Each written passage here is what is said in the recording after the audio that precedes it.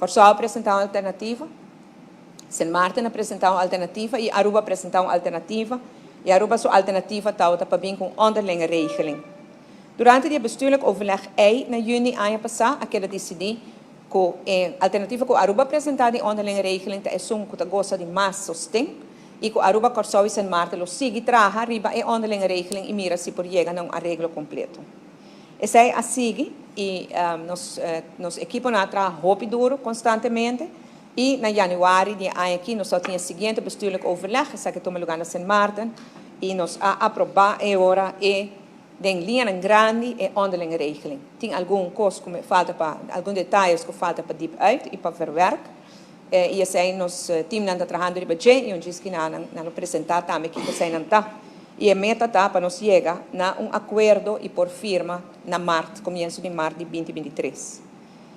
Então, a negociação é hobby intenso, mas caminho não está para agora, não está hobby satisfeito, para sobre o resultado aqui está hobby mais aceitável.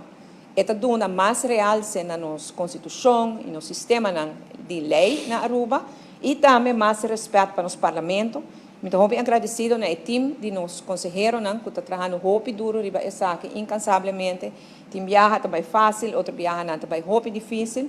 Pero com a hora que nós tínhamos aqui. E me quer que o qual que resultado do bestuurlijk overleg de januário último na San Martin, tá com o terreno tá saligana. Passou hasta Holanda, tá bisa com essa aqui tinha preferência, passou tur 4 países sostener. Com panante preferência de algo que outro país não tá sostener. Me quer enfatizar que a reforma não está continuar, que nós chegamos a onderlinge regeling, não está cambiando nada de conteúdo do landspakket, não. O parlamento está a informar, o landspakket está arreglo riba o mês, e corro lo abin banda de je para manejar com o trabalho que toma lugar para a reforma, pois a reforma não está continuar, nós está comprometer para cumprir a reforma, não. Está toma hobby tempo, está toma hobby energia.